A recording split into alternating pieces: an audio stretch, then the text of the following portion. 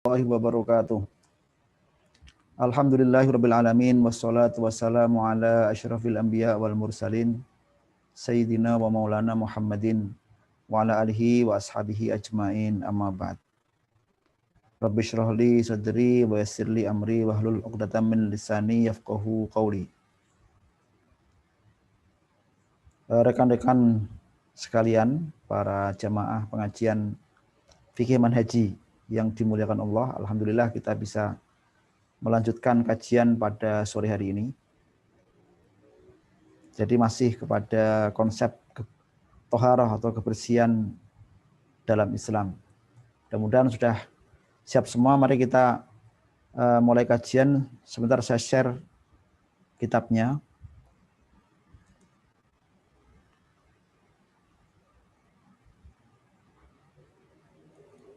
Kelihatan ya? Bismillahirrahmanirrahim. Qala al-muallif rahimahullahu ta'ala wa nafa'anallahu bi ulumihi fi daraini amin.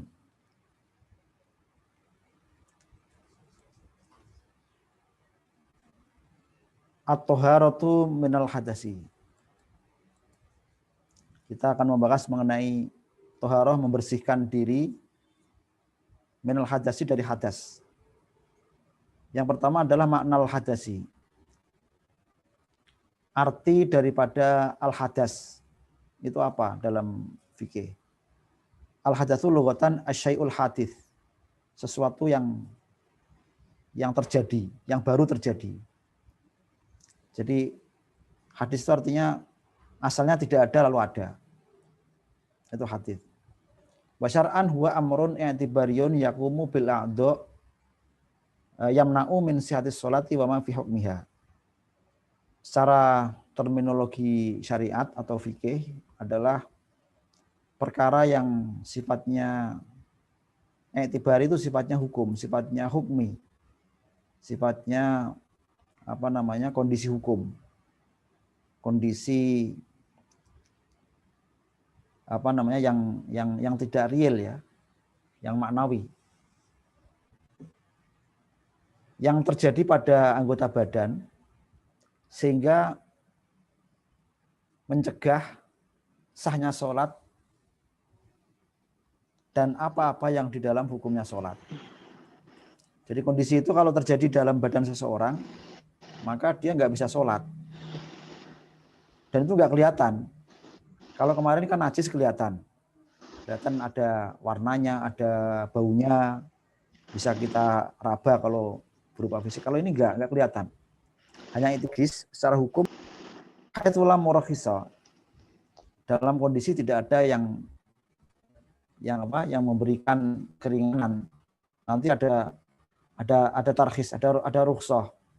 Rukhsah itu artinya walaupun kondisi itu ada, tapi karena ada keringanan diperbolehkan. Jadi wa yutlaqul hadasu aidan ala nawaqidil wudu. Dan juga hadas ini juga disebutkan untuk apa-apa yang membatalkan wudu. Alati sanatahaddatsu anha fi ma ba'du. Yang akan kita bahas nanti. Wa ala mujibatil ghusli. Dan apa-apa yang menjadi penyebab wajibnya mandi. Aqsamul hadasi, kemudian setelah kita mengetahui definisinya, kita mendalami bagian-bagian atau perincian dari hadas tersebut. Yang pertama adalah pembagian hadas. Wal hadatsu yang qasimu ila qismaini, hadasun asghar wa hadasun akbar. Hadas ini, kondisi tadi itu dibagi oleh para fuqaha menjadi dua, yaitu shaghir, hadas kecil, dan hadas besar. Nanti ada yang tanya, ini ada nggak dalilnya? Ya secara hukum tidak ada dalilnya bahwa Nabi atau Al-Quran mengatakan hadas kecil, hadas besar, enggak. Tapi ini kan pengelompokan yang dibuat oleh para fuqaha. Setelah mereka mempelajari beberapa kondisi di mana orang itu harus menghilangkan hadas, mereka menyimpulkan bahwa ada hadas yang kecil, yang mana itu cara membersihkannya lebih ringan dibandingkan hadas yang besar. Al-hadasul al-asgharu, hadas yang kecil, wa amrun itibariyun yakumu bi adil insan al-arba'ah. Hadas kecil adalah hukum atau kondisi tertentu yang terjadi pada empat anggota badan manusia. Jadi itu semacam sifat ya, semacam kondisi yang mengenai empat anggota badan manusia. Yaitu al-wajhu, wajah, kemudian wal yadani, tangan dua, waroksu warojulani. Warijlani. Waroksu dan kepala, warijlani dan kaki dua. Jadi empat anggota ini, kalau Anda mengalami kondisi tertentu, ini menjadi hadas. Dia mengalami hadas, mengalami semacam kayak najis yang tidak kelihatan. Harus dicuci. Fayamna'u min sihatis sholati wa nahwiha. Lalu amrun tadi, perkara tadi itu akhirnya menghalang-halangi sahnya sholat. Kemudian bagaimana? Wa yartafi'u hadzal hadasu bil wudu. Hadas ini bisa hilang dengan wudu. Fa yusbihul insanu musta'iddan lis-sholati wa nahwiha. Sehingga orang itu akan siap untuk melaksanakan sholat ataupun kondisinya menjadi siap melaksanakan sholat ketika dia sudah melaksanakan wudu. Wal hadasul akbar, adapun hadas besar itu bahwa amrun itibariyun yakumu bil jismi kullihi. Fayamna'u min sihhatis sholati wa ma fi hukmiha. Kalau hadas besar itu hukum tadi atau kondisi penyebab tidak sahnya sholat tadi itu mencakup di semua badan. Wa yartafi'u hadzal hadasu bil husli. Kemudian hadas besar ini hanya bisa hilang dengan mandi. Wasbihul insanu ahlan lima kana mamnu'an anhu. Setelah dia mandi ya jadilah dia orang yang siap untuk melaksanakan ahlan lima kana mamnu'an anhu. Tapi hadzal hadasu bil ghusli fa yasbihu al insanu ahlan lima kana mamnu'an anhu. Setelah dia mandi maka dia menjadi ahli ataupun boleh melaksanakan apa yang sebelumnya dilarang. Lalu kita menginjak kepada cara-cara menghilangkan hadas kecil tadi. Yang pertama adalah wudu. Al-wudu manahu, al-wudu lughatan ma'khudun minal wadu'ah. Bahya al-husnu wal bahja. Makanya orang Arab bilang do, itu artinya cahaya. Al-wudu secara bahasa itu diambil dari wadu'ah. Itu artinya keindahan dan sinar atau bersinar. Makanya do itu artinya cahaya. Wudu itu dengan wawunya dibaca dhamma. Kalau wadu wawunya dibaca fathah itu artinya air wudu. Ada hadis yang mengatakan bahwa para sahabat itu rebutan wadu Rasul. Rebutan air wudunya Rasulullah. Wa syar'an ismun lil fi'lil ladzi wa istimalul ma' fi adha'in muayyanatin ma'aniyah. Secara terminologi syara itu adalah pekerjaan di mana di situ ada penggunaan air pada anggota-anggota tertentu disertai dengan niat.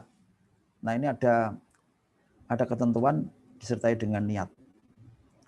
Karena niat itu nanti akan dibahas bahwa itu adalah yang membedakan dengan tradisi. Imam Suyuti dalam kitab Asbah itu mengkaji panjang lebar mengenai niat.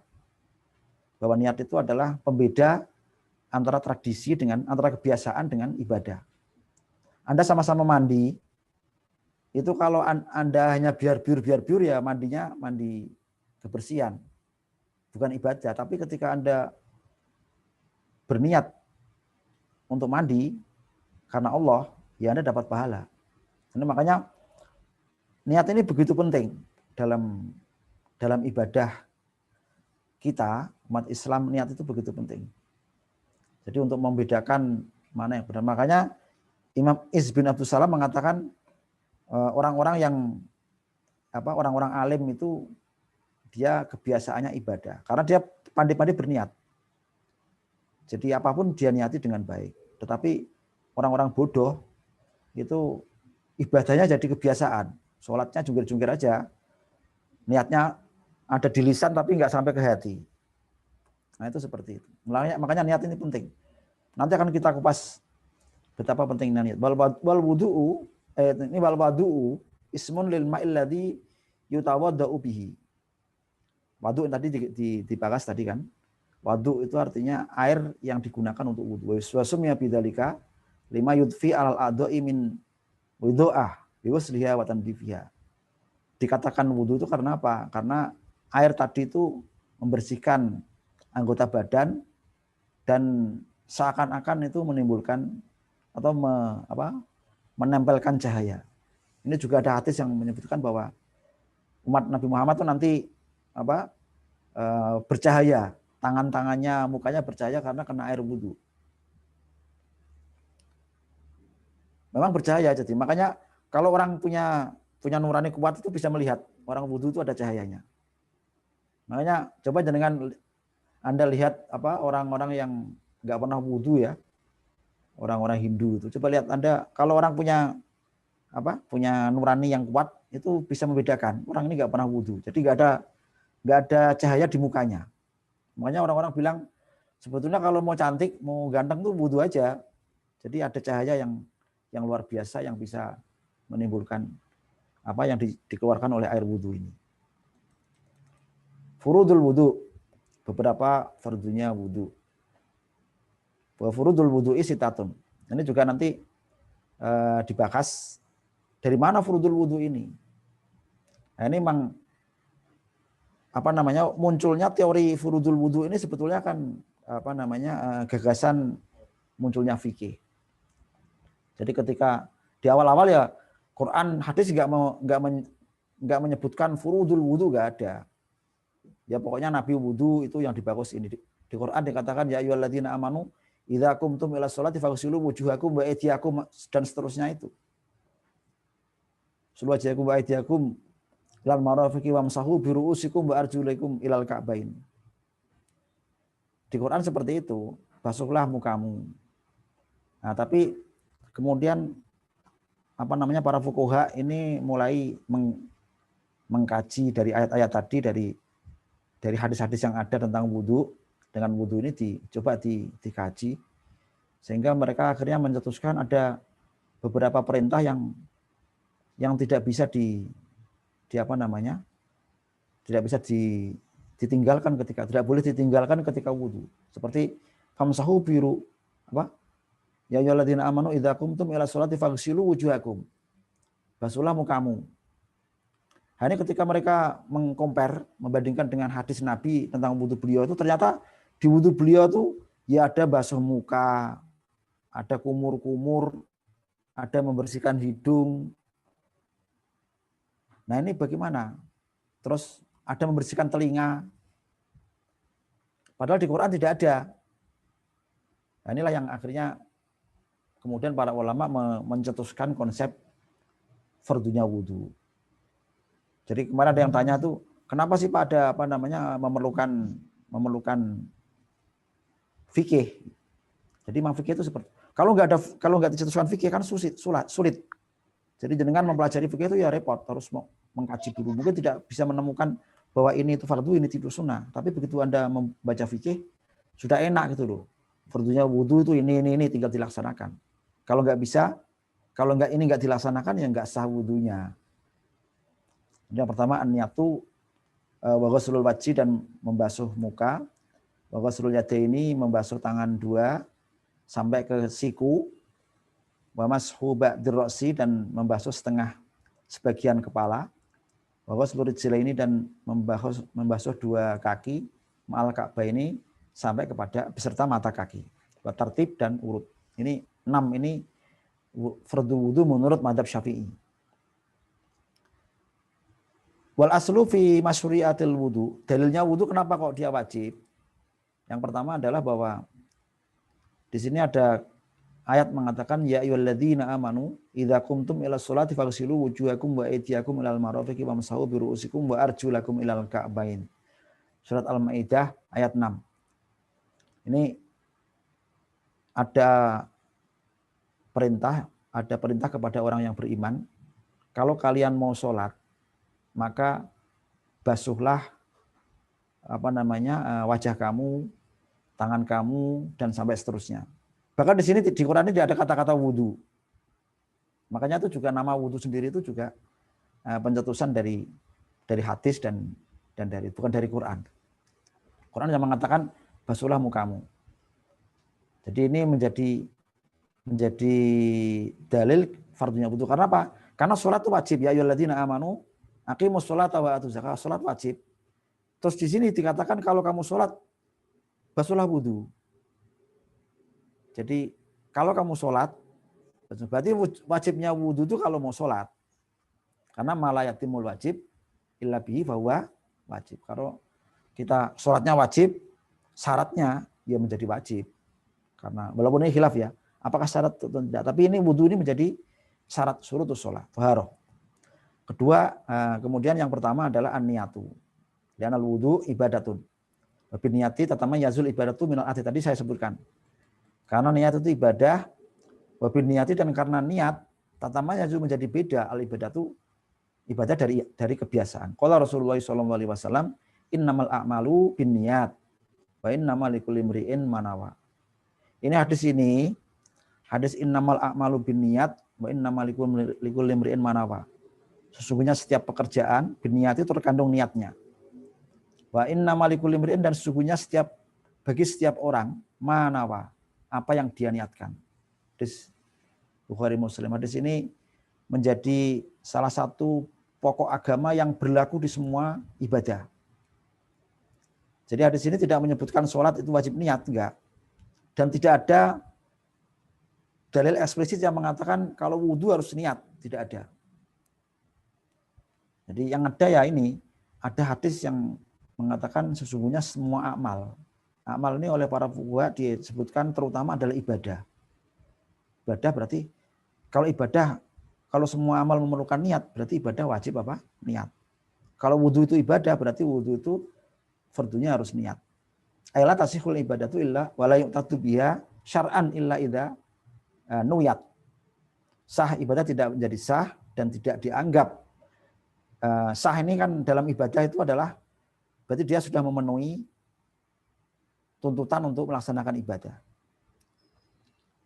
Kalau diniati, wala yasulu lil mukallafi ajruha illa idza akhlasa fiha. Dan tidaklah berhasil, bagi mukallaf tidak bisa menghasilkan pahala ibadah kecuali ketika dia berikhlas. Makanya yang sering kita dengar itu ada kaidah ibadah itu sah dan dapat pahala kalau memenuhi dua kriteria, yaitu yang pertama sesuai dengan ajaran Rasul, yang kedua adalah ada niat yang ikhlas. Kemudian tarifun niat. Niat itu apa? Niat itu maknaha lughatan al-qasdu. Niat itu secara bahasa artinya adalah tujuan ataupun al-qasdu itu bukan tujuan ya. Motif. Dalam bahasa sekarang motif, tujuannya melaksanakan ibadah itu apa? Wasar'an qasdu syai'i makrunan bi fi'lihi. Cara syariat adalah menempatkan ataupun menentukan tujuan ibadah tetapi bersamaan dengan pelaksanaan ibadah. Jadi qasdu syai'i itu qasoda itu artinya punya tujuan, ini terletak di hati. Kemudian ini definisi yang sangat masyhur yang dipakai oleh para ulama, qasdun niyati makrunan bi fi'lihi. Jadi harus ada di hatinya, harus ada niat, ada rasa, kemudian harus dilaksanakan ketika bersamaan dengan pelaksanaannya. Para ulama mengatakan di awal pelaksanaan ibadah itu niat. Jadi harus ada niat. Di hatinya harus mengatakan saya niat sholat, saya niat wudhu. Nah itu. Mahalun niyati, tempatnya niat di mana? Wa mahalun niyati al-qalbu. Wa yusannu at-talafudzu biha bil lisan. Jadi tempatnya niat itu di hati dan disunahkan untuk mengucapkan bil lisan. Ini menurut mazhab Syafi'i ya. Jadi talafudz mengucapkan niat itu menurut mazhab Syafi'i sunnah. Bahkan di beberapa kitab sampai disebutkan redaksinya sholli fardul wudu'i apa?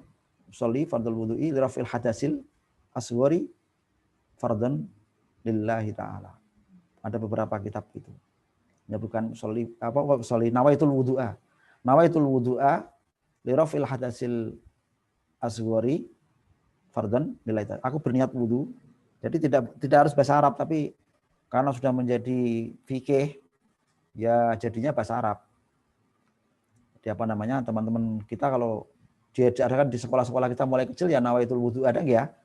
Jadi nawaitul wudu li rafil hadasil asghari fardhan lillahi ta'ala. Nanti Anda akan menemukan wayusanu talafud ini.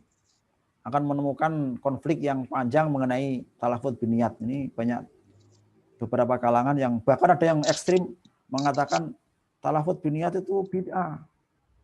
Karena dulu Rasulullah enggak pernah ada hadis yang mengatakan nawaitul wudu'a li rafil hadasil asghari fardhan lillahi ta'ala. Enggak ada di Quran juga enggak ada, di hadis enggak ada. Lalu dikatakan itu bid'ah, mulai ditentang lah. Jadi kok bid'ah itu bagaimana? Wong ini ada hadisnya. Hadisnya ya tadi innamal a'malu binniyat. Jadi alasan fuqaha mengapa mengatakan bahwa lisan harus disunahkan menggunakan lisan? Karena lisan itu membantu kepada hati. Jadi orang awam itu sulit kalau jenengan suruh hanya mengatakan ayo niat, itu harus diomongkan. Orang awam. Makanya akhirnya disunahkan. Karena apa? Dianggap bagian daripada perintah tadi, innamal a'malu binniyat. Innamal a'malu binniyat itu di hati. Tapi ada orang yang nggak bisa niat kalau nggak pakai lisan, sulit. Orang-orang awam itu harus menggunakan, diajari. Makanya ada nawaitul wudu'a tadi. Jadi redaksinya. Bahkan dalam kitab Asbab wan Nadhair karangan Imam Suyuti itu kalau niatnya salah, ibadahnya salah. Anda mau wudu tapi niatnya nawa itu tayammuma, ngomongnya salah, itu bisa menjadikan ibadah nggak sah. Jadi ada pengaruhnya lisan dengan hati. Karena apa? Karena lisan kan menolong hati. Nah kalau lisannya salah, hatinya salah. Itu makanya ngomongnya harus benar. Nawaitul wudu'a.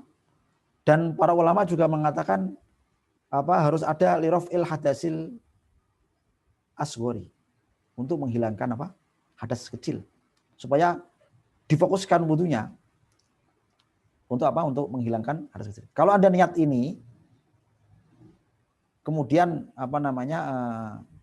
sudah sah ya lirafil. Tapi kalau ada niatnya enggak seperti itu, nawaitul wudu'a, ternyata Anda hanya tajdidul wudu, ulang-ulangi wudu kan sunnah. Nah, niatnya harus benar. Kalau tidak nanti enggak sah. Menurut Imam Suyuti.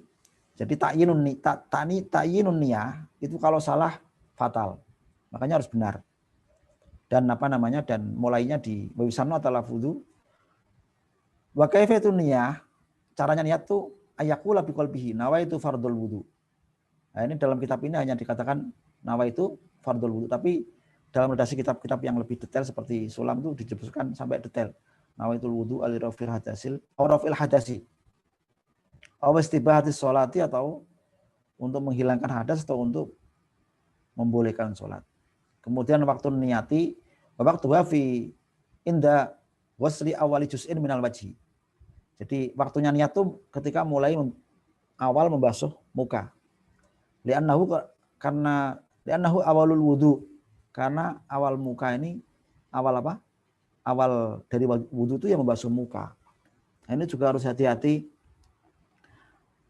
Konsep memulai wudu dengan niat ketika membasuh muka ini juga kalau disampaikan dengan kurang tepat, itu juga ternyata ada dampak negatifnya. Saya menemukan beberapa orang yang terkena penyakit was-was.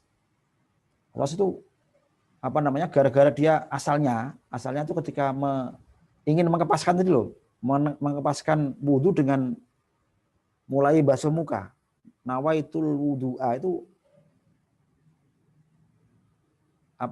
kurang pas, kadang-kadang merasa kurang pas. Sudah pas sebelum, atau kedahuluan ngomongnya atau kedahuluan basuh mukanya. Ini kalau diteruskan jadi was-was. Makanya harus disampaikan bahwa itu dalam masalah niat yang penting Anda mulai masuk muka, lisannya ngomong, boleh sebelum itu. Yang penting ketika basuh muka ini hati sudah dalam kondisi niat. Jadi ada tujuan, ada kerentek lah istilahnya, ada dalam bahasa Jawa itu ada kerentek, ada rasa, oh saya sudah mulai sholat. Jadi tidak perlu dipersulit. Kalau dipersulit nanti jadinya itu menimbulkan penyakit was-was. Itu banyak itu orang yang wudunya gara-gara kena penyakit was-was, wudunya 1 kula habis. Jadi dihabiskan semuanya dia. Dulu kalau di pondok waktu saya mondok itu kalau ada orang was-was, gimana caranya? Jadi teman-teman itu kalau ada anak yang wudunya was-was, diulang-ulang itu rame-rame dipegang, diceburin kolam. Karena memang sulit menyembuhkan kalau sudah kena. Nah, yang disampaikan juga ya, ketika niat ini proporsional lah. Yang penting bismillah. Kalau sulit ya, yang penting ada niat. Nawaitul wudu alirofil adasil asugari fardhon lillahi ta'ala, langsung basuh. Jadi bisa di sebelum mengucapkannya sebelum membasuh wajah, tetapi hatinya terus dalam kondisi niat sampai membasuh wajah. Itulah niat. Jadi pentingnya niat wudu. Nah nanti kalau menjawab tadi itu niat itu bid'ah. Ya enggak bid'ah karena kita mengamalkan hadis innamal a'malu binniyat. Innamal a'malu binniyat itu kan enggak menyebutkan caranya. Bahkan di dalam innamal a'malu binniyat juga enggak menyebutkan caranya di hati. Kenapa kita mengatakan niat di hati, ya kan? Jadi itu penjabaran yang dibuat oleh para ulama panjang lebar sampai berbab-bab. Imam Suyuti dalam kitab Asbah itu mengupas hadis innamal a'malu binniyat. Panjang lebar caranya, waktunya, kalau salah bagaimana. Kemudian yang nomor 2 adalah ghusl jami'il wajhi, membasuh semua wajah. Qouli ta'ala faghsilu wujuhakum. Wa hududul wajhi, adapun batasan dari wajah itu min bambatis syari ila asfalid dzaqni tulan, dari awal tumbuhnya rambut sampai dagu, akhir dagu. Wa minal udhuni, dari kuping ilal udhuni, dari kuping sampai kuping ardon, menyilangnya. Kalau membujurnya itu dari wajah. Dan wajibu ghuslu kullu ma alal wajhi min hajibin wa syaribin, dan wajib membasuh setiap apa yang ada dalam wajah, dari alis, kemudian bulu mata, walihatin, jenggot, luar dan dalamnya, zahiran wa batinan li annaha min ajzail wajhi.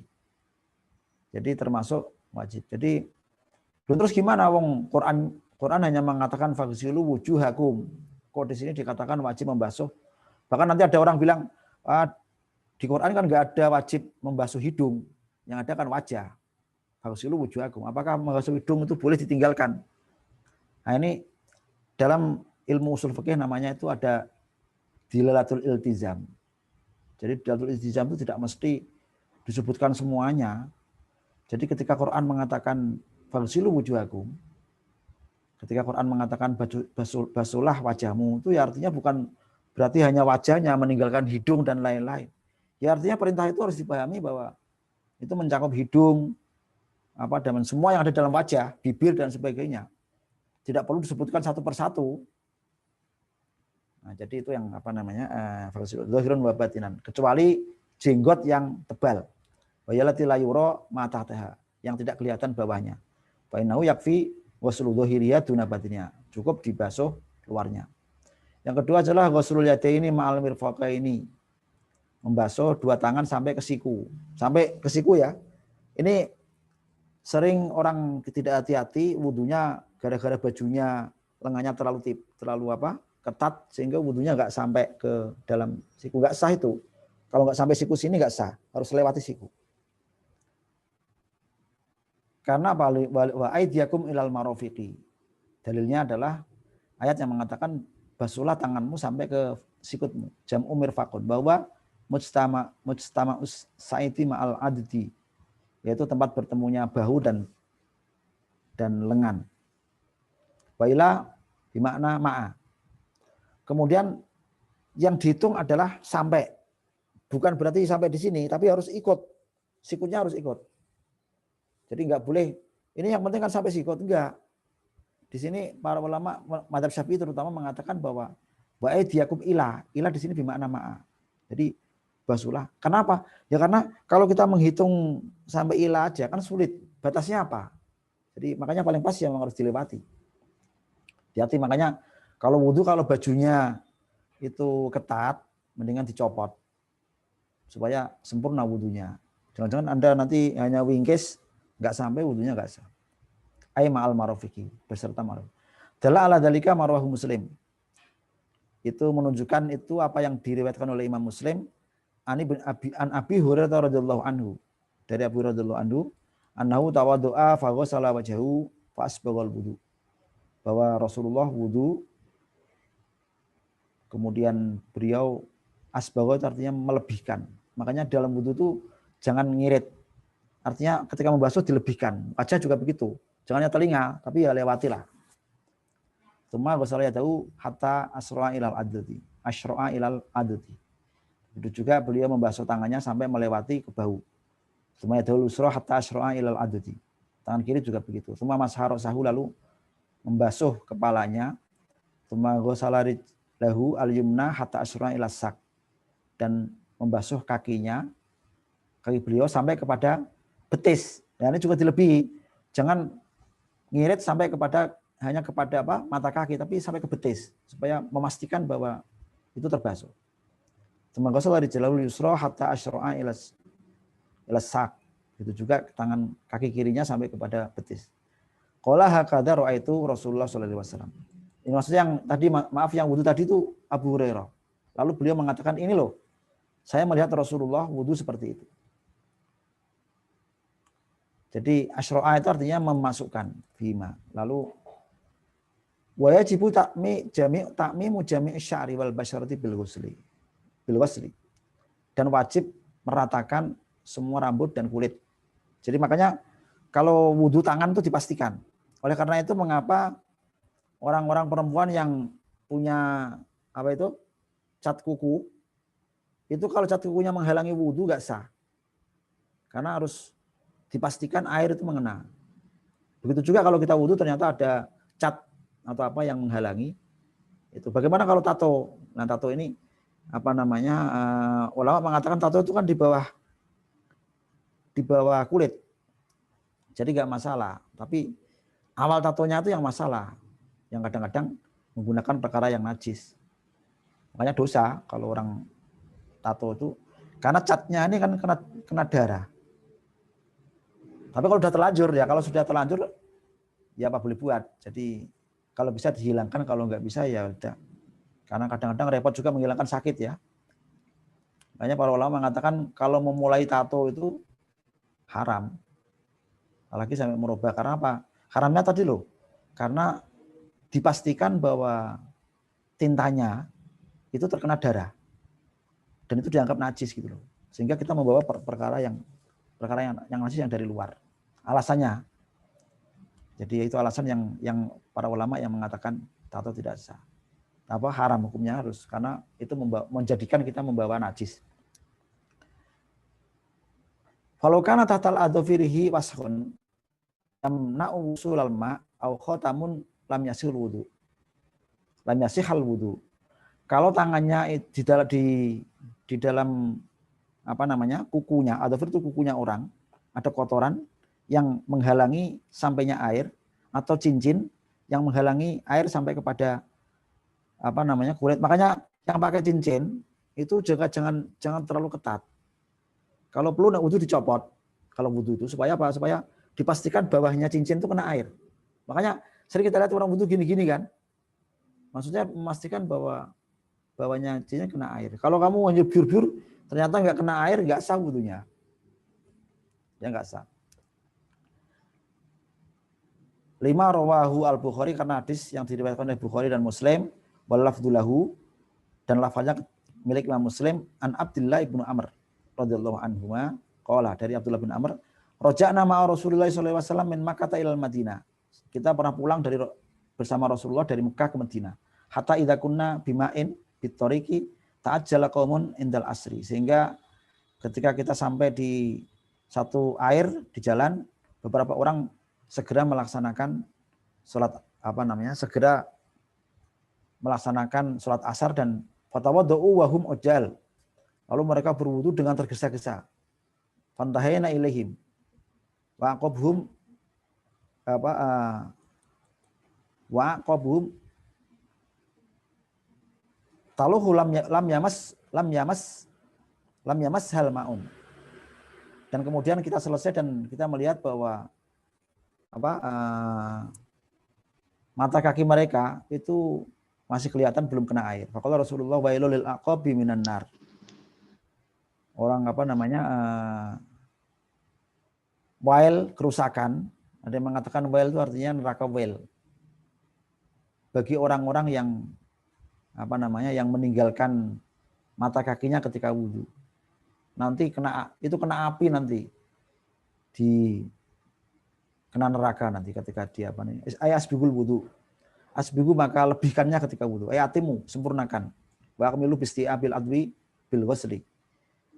Jadi sempurnakan dengan meliputi semua anggota badan dengan dibasuh. Warawa Muslimun dan riwayat Muslim anna rajulan tawaddu'a fataraka maudhi'a dhufrin ala qadamihi. Ada seorang laki-laki wudu lalu dia meninggalkan satu tempat di kukunya, di kakinya. Ada kuku kakinya yang enggak kena.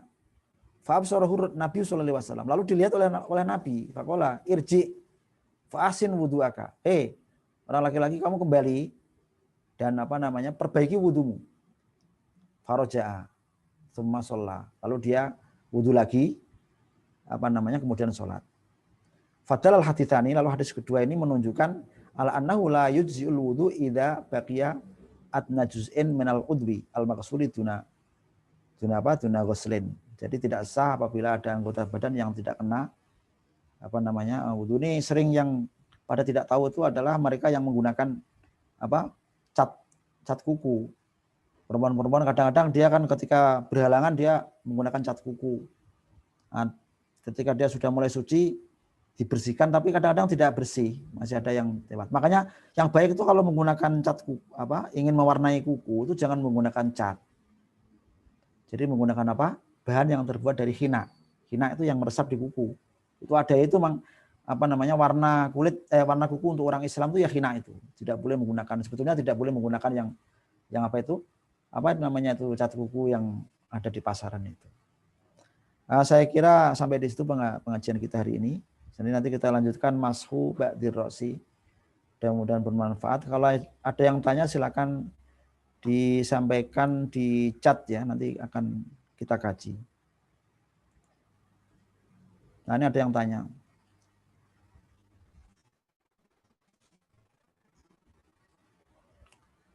Kalau habis ngecat, itu kan kadang-kadang banyak titik-titik yang kadang lupa atau kelewat pas bersihin, itu gimana ya? Jadi cat ataupun apapun yang mengenai anggota badan kita, itu harus kita lihat. Ya. Kalau sangat kecil itu kan nggak apa-apa, artinya kan bawahnya cat itu kan masih terkena air. Air itu kan meresap.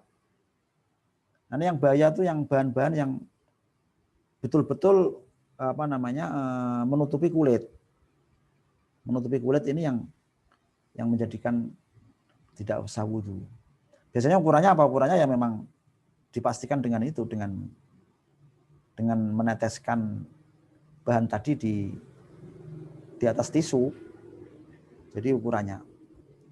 Ya yang jelas itu hati-hatilah. Jadi kalau habis ngecat itu dipastikan dengan standar yang baik, misalkan menggunakan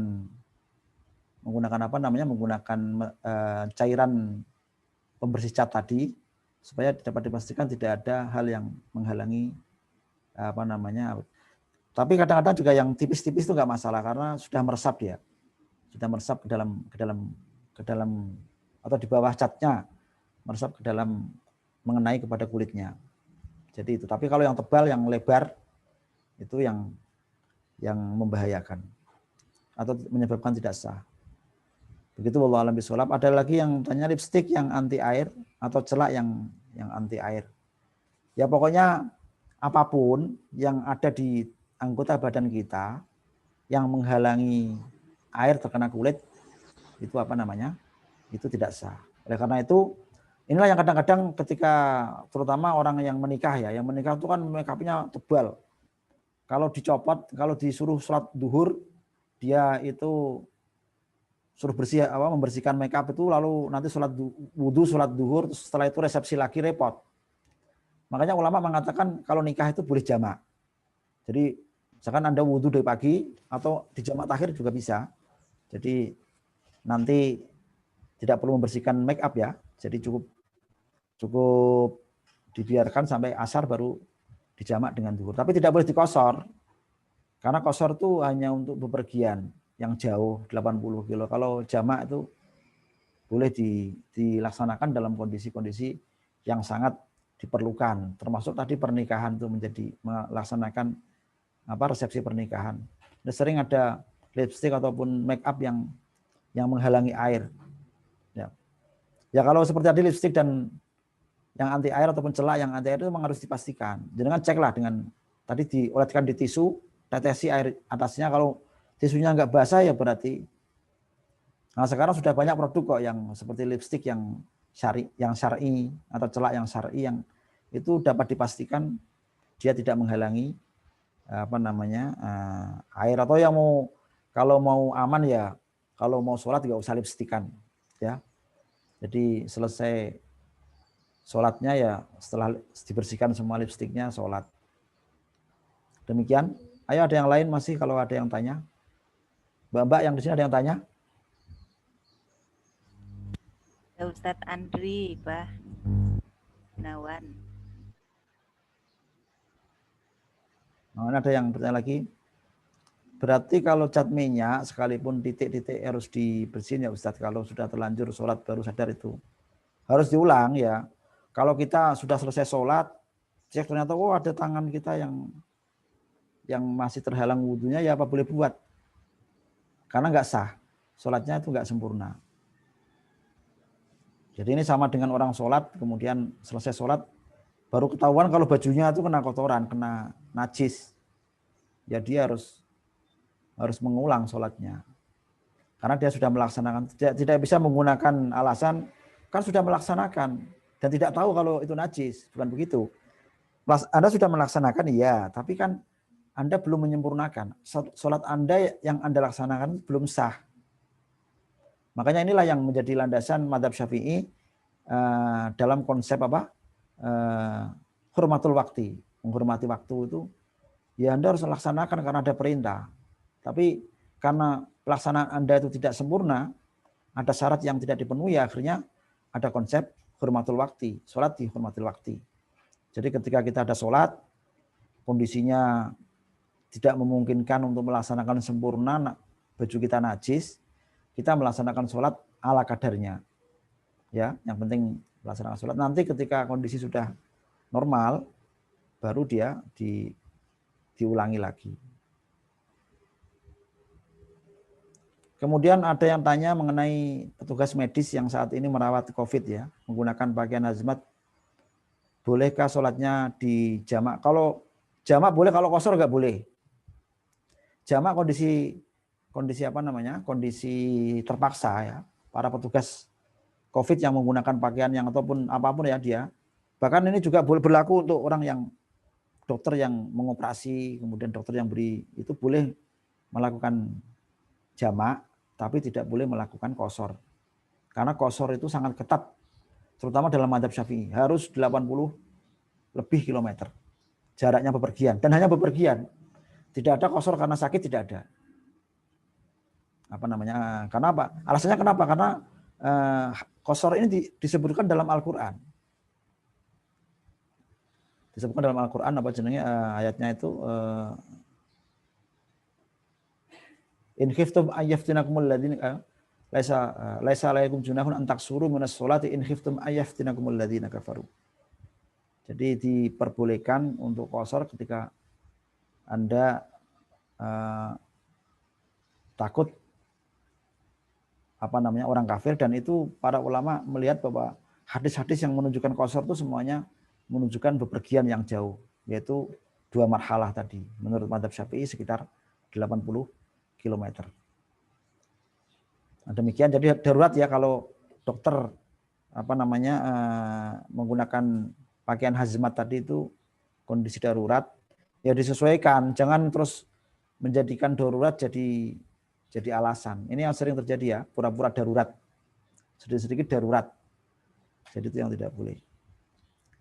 Saya kira itu yang mudah-mudahan bermanfaat. Kalau ada yang masih ingin tanya bisa juga menggunakan ikut join di grup apa namanya pesantren virtual. Ada beberapa grup itu di WA juga ada, di Instagram di Telegram juga ada, atau bisa juga menggunakan apa namanya chatting bebas, masuk ke melalui website, nanti ada menu konsultasi.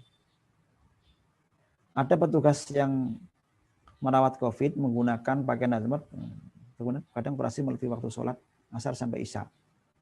Ya qadha ya memang, kalau terpasang nggak bisa dihilangkan, nggak bisa ditinggalkan, ya qadha, istighfar.